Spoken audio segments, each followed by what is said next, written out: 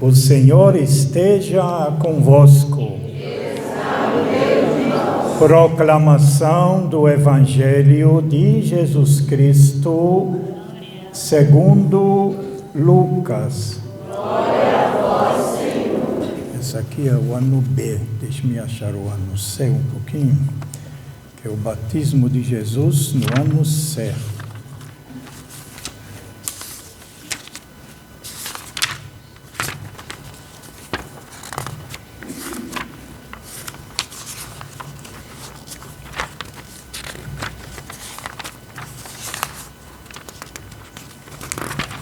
Onde que foi parar? Bom, eu vou ler daqui. Espera um pouquinho, tá?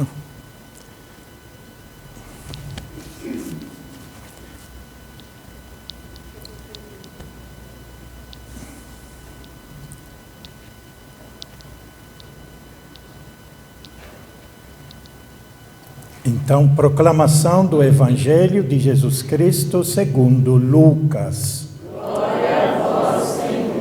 Naquele tempo, o povo estava na expectativa e todos se perguntavam no seu íntimo se João não seria o Messias. Por isso, João declarou a todos: eu vos batizo com água, mas virá aquele que é mais forte do que eu. Eu não sou digno de desamarrar a correia de suas sandálias. Eu vos batizará no Espírito Santo, ele vos batizará no Espírito Santo e no fogo. Quando todo o povo estava sendo batizado, Jesus também recebeu o batismo.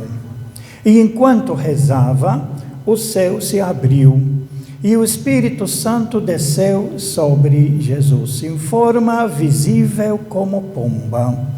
E do céu veio uma voz: Tu és o meu Filho amado, em ti ponho o meu bem-querer.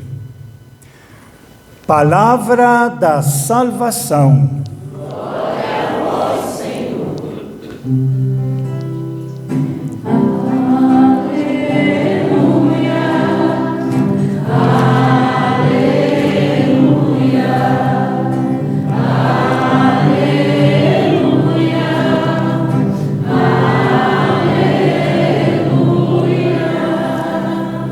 Que estas palavras sirvam para o perdão de todos os nossos pecados.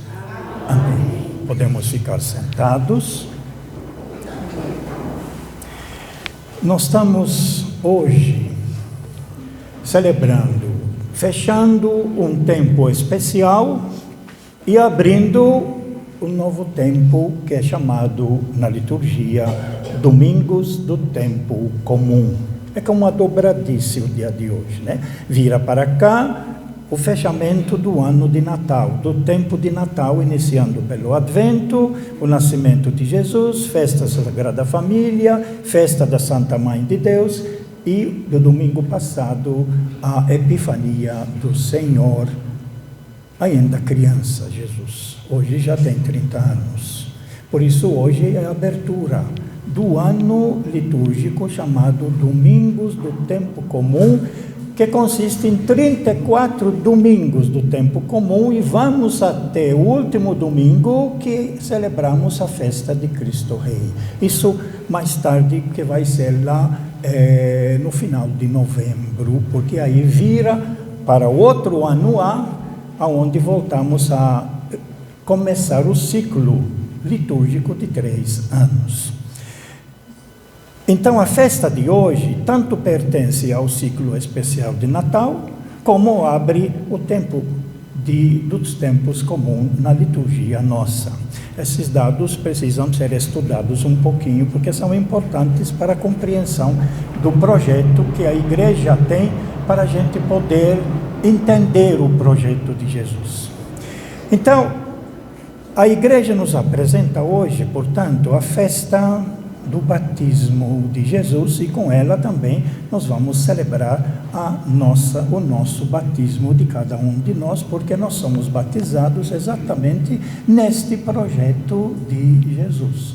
Que na nossa leitura vai aparecer, inclusive, aquilo que no batismo que recebemos, nós recebemos o batismo em nome do Pai, do Filho e do Espírito Santo. E as três aparecem na nossa leitura do Santo Evangelho. Quando todo o povo estava sendo batizado, Jesus também recebeu o batismo.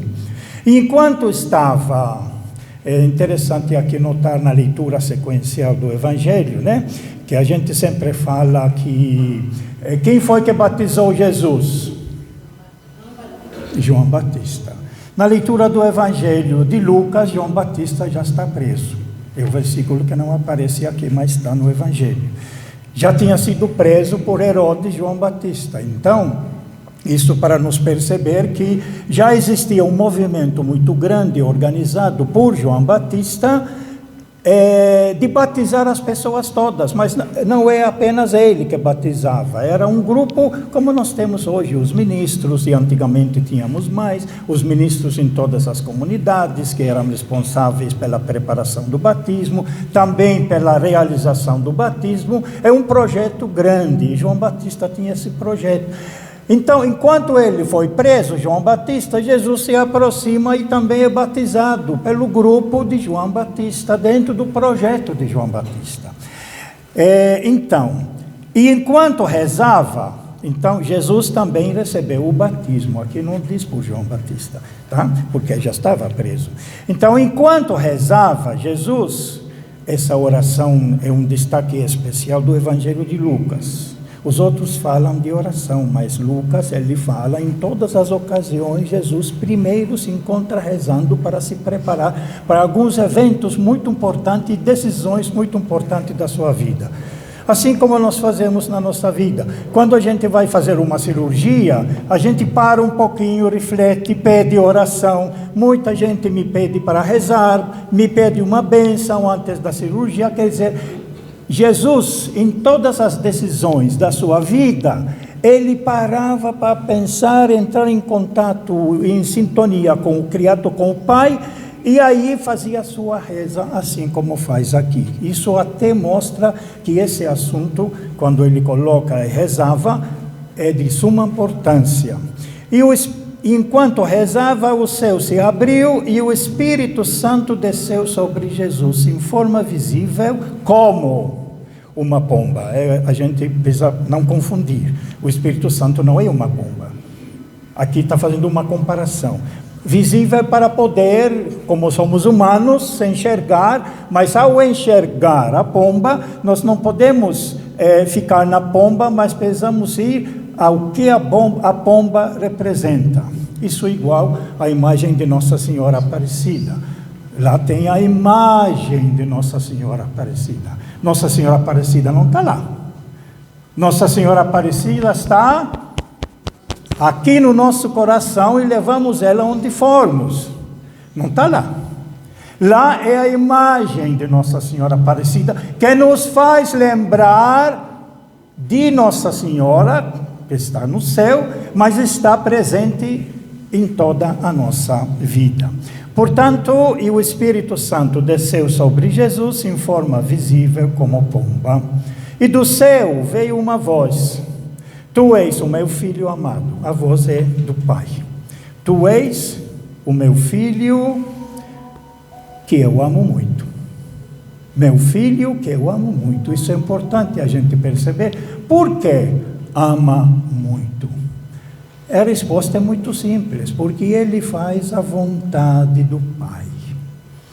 E todos aqueles que fazem a vontade do Pai, e que muitas vezes é muito difícil descobrir, mas qual é a vontade do Pai? Eu quero descobrir, porque eu quero também fazer essa vontade do Pai. Mas qual é a vontade do Pai? O Evangelho vai nos mostrar. E é por isso, esses 34 domingos que iniciamos hoje do tempo comum, a igreja todo domingo nos dá uma dose pequena, cada domingo, para a gente conhecer qual foi a vontade do Pai que Jesus Cristo nos trouxe e qual é a vontade do Pai que nós, batizados no projeto de Jesus Cristo, em nome do Pai, do Filho, do Espírito Santo, nesse projeto que nós queremos descobrir a vontade do Pai no nosso tempo, na nossa época, na minha vida, como mãe, como pai, como filho, como amigo. Cada um tem a sua caminhada e precisa descobrir dentro de um princípio básico, fundamental, que aparece nas outras leituras, fazer a vontade do Pai. Mas nós já falamos muitas vezes, a finalidade principal, onde aparece a vontade do Pai, a vontade de Deus, Jesus Cristo nos revelou. Vimos isso ano passado no Evangelho de Marcos, capítulo 9, versículo 50. O desejo grande de Deus é que todos nós vivamos em paz uns com os outros. Esse é o ideal básico, fundamental, que aparece também nas nossas leituras de hoje, né? Aqui, Deus, Pedro, falando de Jesus, Deus enviou sua palavra aos israelitas e lhes anunciou a boa nova, que é evangelho, em grego, evangelho, a boa nova da paz. Essa é a essência. Na nossa primeira leitura, quando ele vai falar, a igreja nos prepara com essa primeira leitura, sobre o servo sofredor, quem vai ser aquele que Deus vai enviar, e aqui coloca algumas características. Ele coloca a questão da justiça, né? Enquanto ele precisa estabelecer a justiça na terra. E o Senhor, eu te chamei para a justiça. E aí isso vai ser transmitido pelas três coisas que ele fala. Aqui, abrires os olhos dos cegos, tirar os cativos da prisão e livrar do cárcere os que vivem nas trevas. Exatamente aquilo que Jesus Cristo vai colocar depois no seu projeto e realizar. Nós vamos ver mais tarde essas palavras dentro do projeto de Jesus, quando ele abriu o livro, quando ele entrou na sinagoga em Nazaré, e exatamente disse: qual é o meu projeto? É abrir os olhos dos cegos, que ele repete duas vezes, duas maneiras. Depois ele fala, tirar as pessoas, aqueles que foram aprisionados, e proclamar o ano de graça do Senhor. Proclamar o ano de graça do Senhor, que na realidade significava devolver aos povos todos que tinham perdido a sua terra, as famílias todas podem se recuperar para continuar vivendo na dignidade. Portanto, voltando à nossa leitura do Santo Evangelho, aqui fala o meu filho amado. O meu filho amado é porque ama, faz a vontade do Pai. Você veja bem, na sua vida, você como mãe, como pai, você tem filhos, né? Mas você percebe que um filho ou uma filha, ela procura fazer sempre as coisas mais certas, mais boas. Pode apanhar, pode cair, pode enganar-se, errar, mas percebe que ele se esforça para se levantar e se recuperar. Você fala com esse respeito o filho ou com a filha, você fala isso: eu gosto dele, eu gosto dela. Está vendo? Ele errou, mas ele reconheceu, se converteu, mudou, ele está tentando acertar. Enquanto o outro ou a outra, ela vai aprontando as coisas e não está aí gerando problema para outras pessoas e para a própria família, e não está aí em querer se converter, em querer mudar. Então, até os próprios pais falam: esse daqui eu me simpatizo mais, esse aqui eu gosto mais, esse aqui eu amo mais. O outro que me dá dor de cabeça, eu fico com essa dor de cabeça, mas não deixa de ajudar, com certeza, como pai e como mãe. Então, tu és o meu filho amado, disse a voz do céu, em ti ponho o meu bem-querer. Eu te quero bem. Eu te quero bem. Talvez essa deve ser uma atitude geral, que no batismo vai aparecer daquilo que Jesus Cristo vai realizar em toda a sua vida, através do seu ensinamento e através do seu projeto, daquilo que ele realiza. Eu quero sempre bem a todas as pessoas. Eu quero sempre me dispor, como enviado do Pai, mostrar que Deus quer o bem a todas as pessoas. E mesmo as pessoas que têm se desviado, Deus não quer condená-los. Deus quer ajudá-los para se recuperar. Essa ideia, ela aparece um pouco dentro do nosso trecho, quando João Batista, aqui no Evangelho de Lucas, mas também no Evangelho de Mateus, os dois falam, ele, falando de Jesus, porque ele se considera, eu não sou o enviado do Pai, o Messias, eu não sou. Eu não quero tomar a parte dele, a parte do libertador, do salvador, de ser Messias, disse João Batista, não sou eu. É ele que vem depois de mim, que batizará vocês com o Espírito Santo e com fogo. Esse e com fogo, exclusivamente, quem acrescenta é Mateus e nossa leitura aqui de Lucas. Eu fiz uma explicação disso, não vou poder aprofundar muito aqui. No terceiro domingo do Advento, que apareceu um pedaço dessa leitura. E quem quiser aprofundar, procura lá no YouTube a minha homilia, que está lá. Eu deixo gravado no meu YouTube, meu nome é Xavier Cutajá, vocês vão encontrar todas as homilias. E no terceiro domingo do Advento, que apareceu essa leitura, eu faço uma explicação mais profunda. O que é esse fogo? Que muita gente interpreta como fogo, como coluna de fogo que apareceu no Antigo Testamento para defender o povo no deserto contra o inimigo, que era o faraó.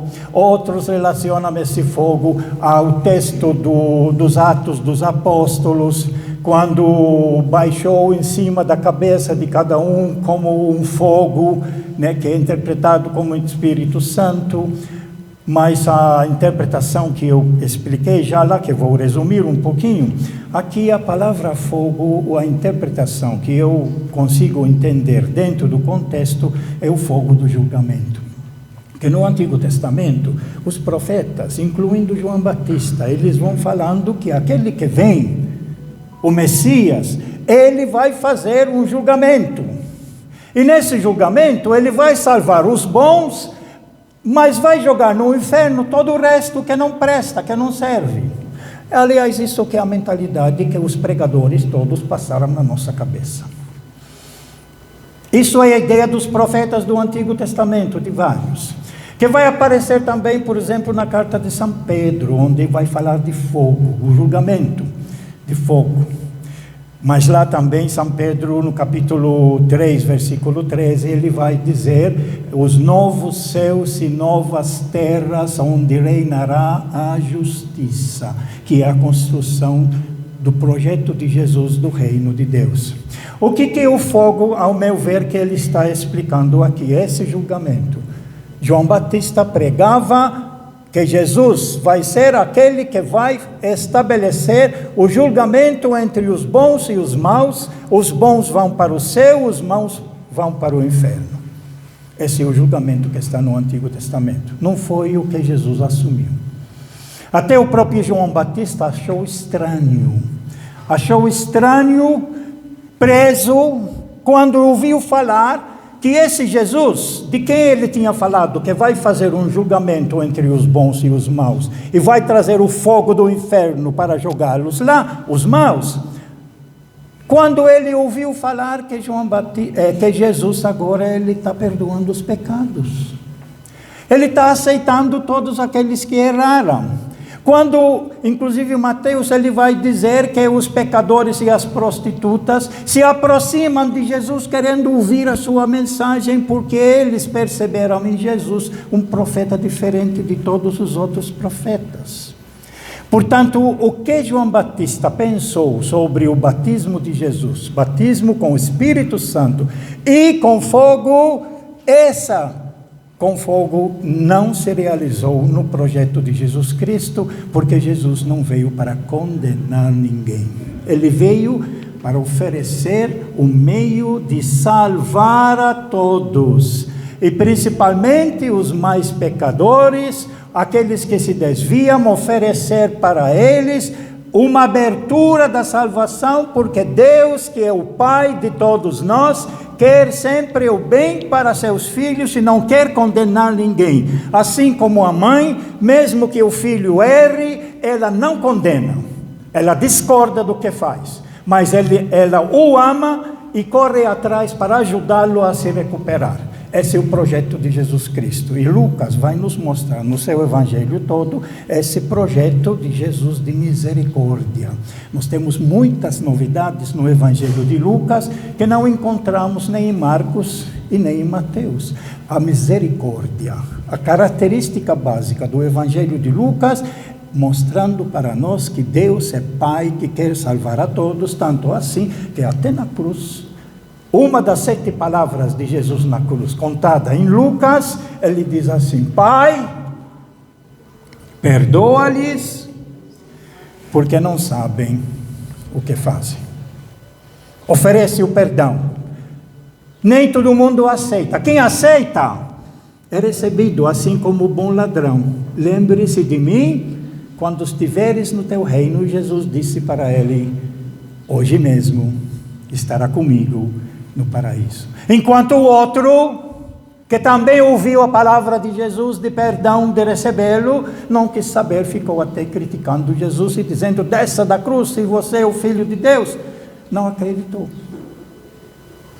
Se salvar ou se perder, não depende de Deus. Deus de Jesus Cristo. Se salvar ou se perder, depende de cada um de nós. Deus sempre quer oferecer o perdão. Sempre quer ajudar todas as pessoas. Tem gente que aceita, mesmo que tenha feito coisas gravíssimas e se arrepende, e tem gente que quer continuar realizando a sua maldade, cometendo as suas injustiças. Esses, apesar que Deus oferece, como oferece a todos, a graça e o perdão, mas eles são obstinados e continuam, eles mesmos cavando a sua própria cova. E Deus, diante disso, não pode fazer nada, porque nós temos a nossa liberdade que Ele nos deu. E aquilo que escolhemos é que vai ser o resultado da nossa vida. Se escolhemos aceitar o convite que Jesus nos trouxe do Pai, nós somos salvos, desde já. Se nós recusamos, infelizmente, nós vamos cada vez mais fundo da cova que nós mesmos cavamos. Portanto, essa última frase aqui, ligando ao nosso batismo agora, quando nós fomos batizados, nós nos batizamos nesse projeto, não de João Batista, mas de Jesus. De Jesus que quer nos salvar, de Jesus que quer nos mostrar, através do seu exemplo e ensinamento, que a nossa finalidade na vida é vivermos na fraternidade e em paz.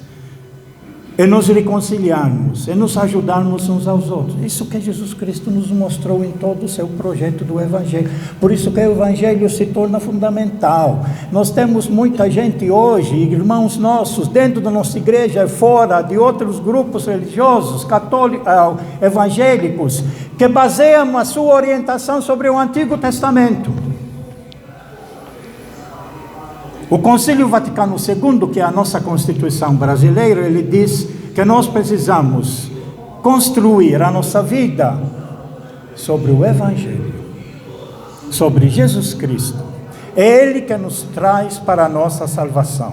Por isso que a igreja coloca o Evangelho como terceira leitura, aqui na liturgia da palavra, mas ela é a principal. É ela que nos norteia. A primeira leitura e a segunda leitura, em tempos especiais, são escolhidas a partir da leitura do Evangelho, que é a base da nossa fé, diz o Concílio Vaticano II. A minha fé se alicerça não na Sagrada Escritura, mas se alicerça no Evangelho de nosso Senhor Jesus Cristo, em quem nós fomos batizados. Batizados em nome do Pai, o Criador, que mandou seu Filho, Jesus, se tornar humano como todos nós, carne como nossa carne, para mostrar que toda a carne humana do mundo todo, isso aparece na segunda leitura, toda a carne humana, ela vai ser redimida, e foi redimida pelo sangue de nosso Senhor Jesus Cristo, consequência de todo o projeto que Ele viveu para ajudar e redimir a vida dos outros. E batizados em nome deste Espírito de Jesus Cristo. Por isso, a igreja nos apresenta durante esse ano 34 domingos do tempo comum, o projeto de Jesus. Em que consiste esse projeto? Porque vai ser o meu projeto, como seguidor e batizado em nome do Pai, do Filho e do Espírito Santo. Uma pequena palavra aqui sobre a segunda leitura, que é muito importante. Pedro, no livro dos Atos dos Apóstolos, nos mostra que a cabeça dele, israelita, o do povo judeu, descendentes de Abraão, na cabeça dele ainda está aquela ideia fundamental que é o povo de Deus, é o povo descendentes de Abraão, descendentes de Israel. Mas ele teve um convite para ir visitar uma pessoa que não era da raça judaica, que não era descendente de Abraão, que era um centurião romano. Achou estranho, não.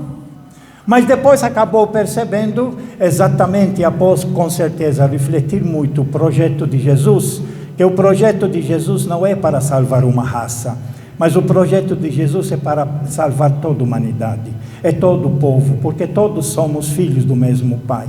E agora Pedro, ele entende e faz essa grande declaração. De fato, estou compreendendo isso na casa do centurião romano, que não era judeu, porque ele foi lá. De fato, estou compreendendo que Deus não faz acepção ou distinção entre as pessoas, por qualquer que seja a nação que pertença. Quer dizer, Deus não faz distinção entre brasileiro e americano. Deus não faz distinção por ser israelita ou por ser alemão. Para Deus, todos nós somos o único povo. Ele é o nosso Criador e todos nós somos seus filhos. E Pedro agora cai a ficha, diz: Deus não nos distingue pela nossa raça. Nos distingue sim, por aquilo que fazemos, o bem e o mal. Se fazemos o bem, sejam bem-vindos. Se fazemos o mal, é o convite de Jesus: convertam-se, que Deus é misericordioso.